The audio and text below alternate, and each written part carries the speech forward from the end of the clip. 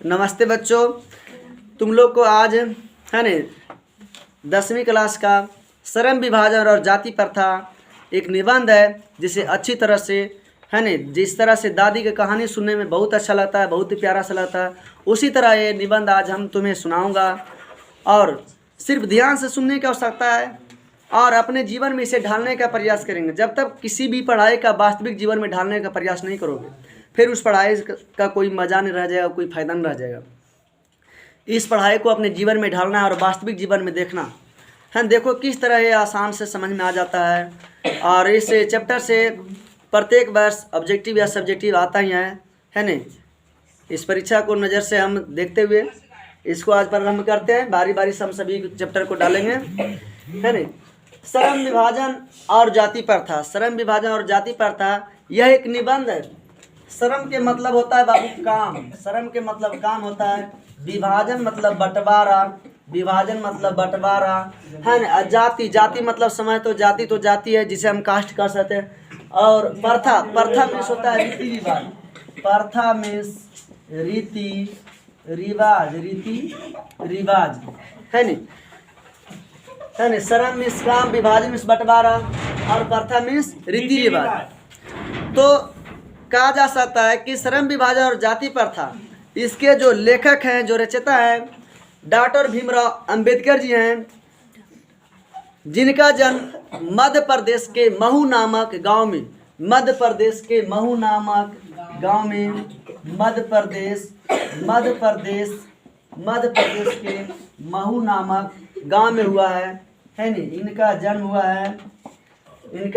है 14 अप्रैल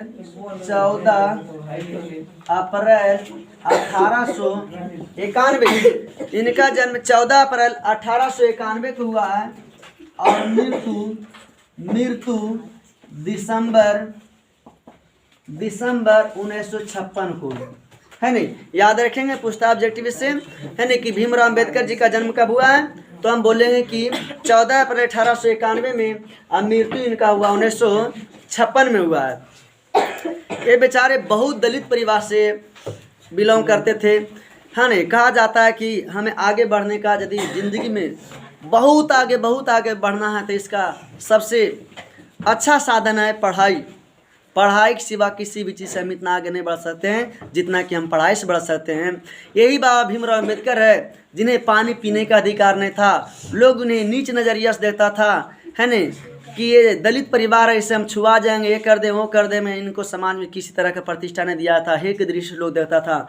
परंतु इस बाबा भीमराव अंबेडकर ने अपने पढ़ाई के बदौलत, है न, इतना मेहनत किया कि एक ऐसा रंग लाया, है ना, कि पूरे दुनिया में आज इनका नाम अमर है। जब तक धरती रहेगा, जब तक बाबा भीमराव अंबेडकर का नाम रहेगा, है ना। और ये बाबा भीमराव अंबेडकर भारत का संविधान के रचयिता भी हैं। भारत के कोई भी ऐसे नागरिक नहीं थे जिनके पास इतना क्षमता था, है ना। तब बाबा भीमराव अंबेडकर पर यह जिम्मेदारी सौंपा गया कि संविधान के, है ना, अध्यक्ष आप बनिए। आप ही के पास ऐसा क्षमता है कि आप यह काम कर सकते हैं, है नहीं। तो हम कह सकते हैं बाबा भीमराव अंबेडकर जी का जन्म 14 अप्रैल 1891 में, मृत्यु 19 दिसंबर 1956 में हुआ। इन्होंने समाज में, थोड़ा सा शॉर्ट में खींच रहे हैं क्योंकि यूट्यूब पर तो बच्चे थोड़ा सा अधिक समय पढ़ने में उब जाते हैं, इसीलिए हम लेखक परिचय ज़्यादा नहीं दे रहे हैं, है ना। हम कहानी पर चलते हैं। तो इन्होंने समाज पर कई पुस्तकें लिखे। तो ये जो निबंध लिया गया श्रम विभाजन जाति प्रथा, यह एक भाषण था, जिस भाषण का नाम था annihilation of the caste. Annihilation of the caste, annihilation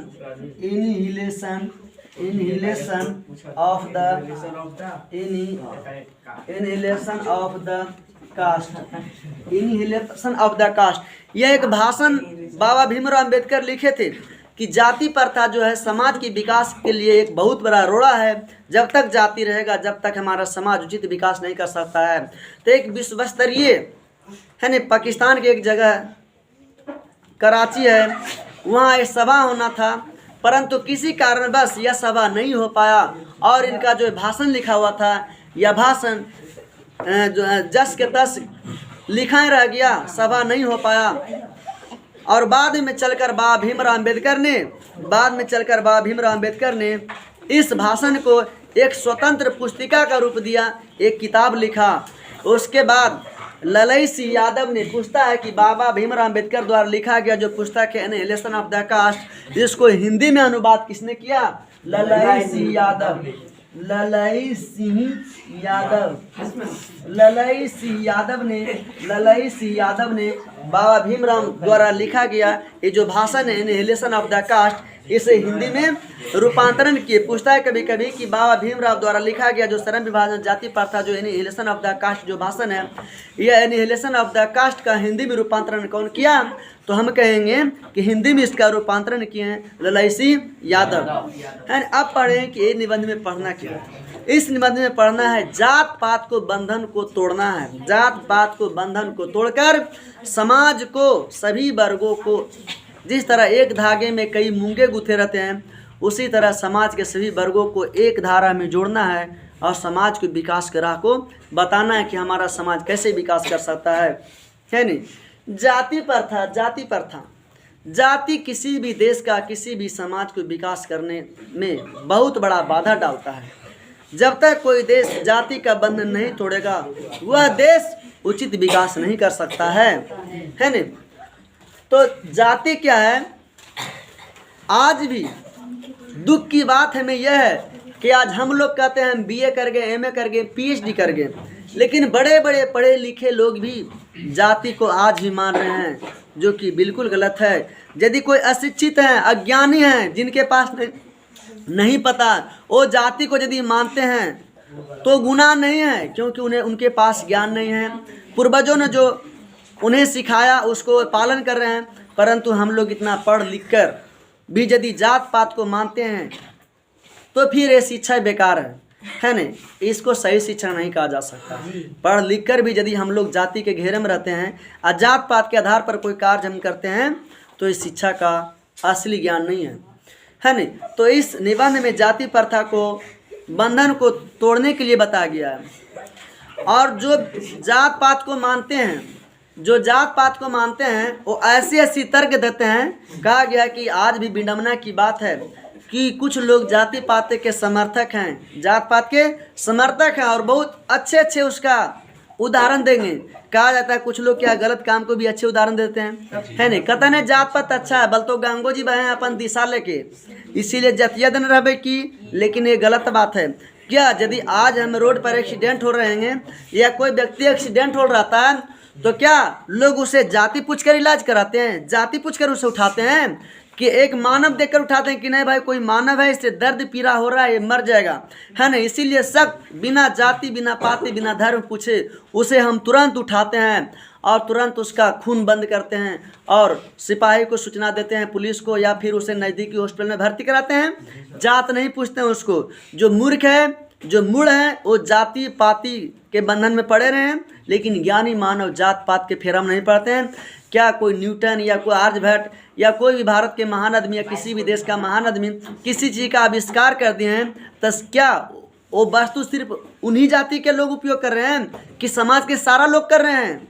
सभी लोग कर रहे हैं। आज मोबाइल किसी ने खोजा, किसी ने जीरो का खोज किया, किसी ने बल्ब का खोज किया, तो क्या किसी विशेष एक जाति के लिए काम किया? समाज के सभी जाति के लिए काम किया, सभी को सुविधा हो रहा है, सभी उसका उपयोग कर रहा है। तो फिर हम जात पात का माला क्यों पहने? है नहीं? जात पात का माला नहीं पहनना चाहिए है नहीं? और जाति है जो भारत में बेरोजगारी का बहुत बड़ा कारण है। यदि भारत में आज बेरोजगारी है तो इसमें एक बहुत बड़ा बाधा कौन है? जाति। जात के ही कारण भारत में बेरोजगारी की संख्या और ज़्यादा है, क्योंकि जाति में भी खास करके हिंदू धर्म कभी नहीं कहता है कि तुम अपना जात से हटकर कोई दूसरा काम करो, है नहीं? जात क्या कहता है? जिस धर्म के तुम हो, जिस जाति को हो, उसी काम करो, है नहीं? जबकि ये समाज के विकास के लिए उचित नहीं है। व्यक्ति को अपना आवश्यकता अनुसार, अपना रुचि के आधार पर कार्य करना चाहिए, है नहीं?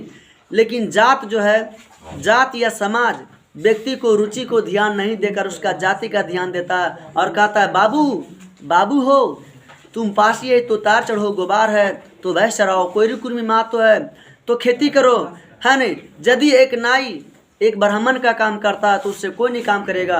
एक ब्राह्मण कोई और का काम करते हैं, यादव जी का काम करते हैं तो कोई नहीं करेगा, लोग उसे मजाक का पात्र बना देते हैं, है नहीं। यदि ठीक है, मैं एक दलित परिवार से बिलोंग करता हूँ, अब मैं संस्कृत का बहुत ज्ञाता हूँ, सपोज डेट मान लिया जाए कि मैं संस्कृत या कोई भी बालक संस्कृत बहुत जानता है, वो बेरोजगार घूम फिर रहा है, उसके पास कोई काम नहीं है, बहुत संस्कृत जानता है, वो चाहता है कि मैं भी पूजा पाठ करके अपना रोजी रोटी का पालन कर सकूं, है ना, अपना परिवार को चला सकूं। लेकिन क्या हमारे समाज के लोग उस दलित परिवार से कितनू पढ़ा लिखा है कोई पूजा करा सकता है? दलित परिवार या कोई भी ऐसा जाति हो, सिर्फ ब्राह्मण नहीं रहना चाहिए, उससे कोई नहीं पूजा कराता है। क्यों? क्योंकि वो पंडित नहीं है, इसीलिए, है ना। और उसे लोग समाज में क्या करता है, मजाक के पात्र बना देता है ना, कि अभी तुम ब्राह्मण के काम करने चला है। और यदि कोई ब्राह्मण भी है, ऐसा कोई जरूरी नहीं कि जो ब्राह्मण हो हर एक लोग पूजा कराने लायक हैं, नहीं भी करा सकते हैं, हो सकता है तो अनपढ़ भी रह सकते हैं, क्या पता उनका कैसा आर्थिक हालात है, नहीं भी पढ़ पाते हैं, तो कोई जरूरी है अब उनके पास पूजा कराने की क्षमता नहीं तो भी तो दूसरा काम करके अपना परिवार को चला सकते हैं। परंतु बेचारे वह प्रतिष्ठा में प्राण खो बैठते हैं। यदि वो एक जानवर लेके पालते हैं तो लोग मजाक उड़ाएगा कि लो ये पंडित जो होकर देखो अभी जानवर पालता है, ये पंडित होकर अभी खेती करता है ना। समाज उनको मजाक के पात्र बनाता है और समाज के डर से वो दूसरा काम कर नहीं पाते हैं, जिससे बेरोजगारी उत्पन्न हो जाता है ना। और खास करके आज के समय में तो कोई भी मतलब दुकान हो, कोई भी तरह बिजनेस है, उस बिजनेस में तो उतार चढ़ाव होता रहता है ना। तो हम अपना आवश्यकता अनुसार क्यों नहीं अपना पेशा को बदल सकते हैं, लेकिन जात पेशा बदलने की अनुमति नहीं देता है, जात पेशा को बदलने की अनुमति नहीं देता है। और यदि कोई अपना जात से विपरीत कोई काम करता है तो उसे लोग मजाक का पात्र बना देते हैं, जिसके कारण समाज में बेरोजगारी उत्पन्न होता है। अब बेरोजगारी उत्पन्न होने के कारण मरता क्या नहीं करता है, मरता कुछ भी कर सकता है। फिर जब आदमी बेरोजगार हो जाता है तो कुछ भी गलत काम करने पर उतारू हो जाता है, वह लूट पाट चोरी डकैती मर्डर कुछ भी करने के लिए मजबूर हो जाता है। फिर वो बाद में देखता है पाप और पुण्य क्या होगा मैं नहीं जानता हूँ, सबसे पहले हमारा फर्ज बनता है पेट में भोजन और अपना बच्चा और पत्नी को भोजन, है न, परिवार को पालन पोषण, पाप पुण्य बाद में देखा जाएगा, है न। और बेरोजगारी के कारण मजबूर होकर, है न, वह व्यक्ति गलत काम कर बैठता है, चोरी डकैती कर बैठता है न। परंतु समाज के विकास के लिए, समाज के उचित विकास के लिए जात पात से हटकर हम अपना आवश्यकता अनुसार काम करेंगे, हम अपना रुचि के आधार पर काम करेंगे, है नहीं, है नहीं। कहा गया इस कहानी में कि जितनी बड़ी बेरोजगारी की समस्या कंपनी फैक्ट्री उद्योग नहीं है, उससे भी बड़ी बेरोजगारी का बड़ी समस्या क्या है, जाति, है ना। जितनी बड़ी गरीबी का समस्या या बेरोजगारी की समस्या कंपनी फैक्ट्री उद्योग नहीं है, उससे भी बड़ा गरीबी की समस्या क्या है, जाति। जात नाम जहर, जात नाम जहर। जात के कारण छोटी छोटी लड़ाइयाँ बड़ी हो जाती है, छोटी छोटी लड़ाइयाँ बड़ी हो जाती। पता चला कि फलाना गांव में एक कोई, है न, हामिद अंसारी नाम के और कोई सुनील कुमार नाम से कोई दो व्यक्ति के बीच झगड़ा हो गया है। हुआ दो व्यक्ति दो घर के बीच, परंतु बाहर में हवा क्या आ जाएगा कि फलानमा गांव में तो हिंदू और मुस्लिम में झगड़ा हो गया, हिंदू मुस्लिम में झगड़ा। कहीं बेचारे मुस्लिम कम है हिंदू ज़्यादा है न, तो बेगुना बेवजह बेचारे मुस्लिम को लोग पीटने लगते हैं कि वहाँ हिंदू को मारा जा रहा है। कहीं क्या है, बेचारे हिंदू कम है मुसलमान ज़्यादा है, तो उन मुसलमान लोग उन हिंदू को पीटने लगते हैं, जबकि वहाँ उस हिंदू ने बेचारा कोई गलती नहीं किया, खाली किस नाम पर कि फलानमा गांव में हिंदू मुसलमान में झगड़ा हो गया, दंगा हो गया, है नहीं। अब देखा जाए, सोचा जाए कि एक छोटी सी गलतियाँ, छोटी सी लड़ाई जात के नाम पर या संप्रदाय के नाम पर कितना बड़ा दंगा हो जाता है नहीं। इसीलिए हम लोग प्रण करते हैं कि जात पात, है नहीं, जो संप्रदाय इसका बंधन तोड़ना है, आज तोड़ रहे हैं, टूट भी रहा है नहीं, तभी हमारा समाज आगे बढ़ सकता है, विकास कर सकता है नहीं। तो हमें एग्जाम में पूछता है, अच्छा, एक सब समाज, फिर बाबा भीमराव अम्बेडकर कहते हैं कि एक सब समाज के लिए, सब समाज माने एक अच्छे समाज के लिए कार्य कैसा होना चाहिए, श्रम कैसा होना चाहिए। तो एक सब समाज के लिए सब समाज के लिए श्रम जो होना चाहिए यानी काम भी होना चाहिए, व्यक्ति के कार्य कुशलता पर आधारित होना चाहिए। जिस व्यक्ति को जिस काम करने में अच्छा लगता है या कुशल है, उस व्यक्ति से उसी काम करवाना चाहिए, है नहीं। कोई भी व्यक्ति वही काम अच्छा से कर सकता है जिस काम को करने में उसे रुचि है, उसे दिल लगता है, दिमाग लगता है, वही काम अच्छा से कर सकता है। कहा जाता है जिस काम को करने में व्यक्ति को ना दिल लगे ना दिमाग लगे, वह काम क्या होता है, टालू हो जाता है। कल करेंगे, परसों करेंगे, बिहान करेंगे। भाई हम पढ़ाते हैं हिंदी, अब मुझे कहे इंग्लिश पढ़ाओ तो हम कितना अच्छा से पढ़ा सकते हैं? नहीं पढ़ा सकते हैं। पढ़ाएंगे भी तो जैसे तैसे पढ़ाएंगे, कहें कल पढ़ाएंगे, परसों पढ़ाएंगे। कोई शिक्षक इंग्लिश के टीचर है, उन्हें कहेंगे हिंदी बताइए, वह व्यक्ति क्या हिंदी अच्छा से पढ़ा सकता है? नहीं हिंदी पढ़ा सकता है। वो दिन प्रतिदिन टालता जाएगा, पढ़ाएगा भी तो कम पढ़ाएगा, जैसे तैसे पढ़ाएगा, है न, जिसका परिणाम गलत हो जाएगा। और जाति क्या करता है? जाति व्यक्ति को जन्म से पहले, जाति व्यक्ति को जन्म से ही पहले व्यक्ति को पेशा को निर्धारण कर देता है न, कि भाई यह जो बच्चा पैदा होगा ये फलाना काम करेगा, ये बड़ी है तो लकड़ी काम करेगा। उसका माँ बाप को देखकर कि भाई बच्चा घर में है, इसका माता पिता बड़ी है, अच्छा तो ये लकड़ी काम करेगा। इसका माता पिता फलाना कास्ट है तो गाय भैंसे काम करेगा, ये सोनार के काम करेगा, ये ताड़ी का काम करेगा, ये खेती का काम करेगा। बोलो कैसा जाति है? उस बच्चा को क्या गलती है भाई किसी जात में पैदा हो गया तो?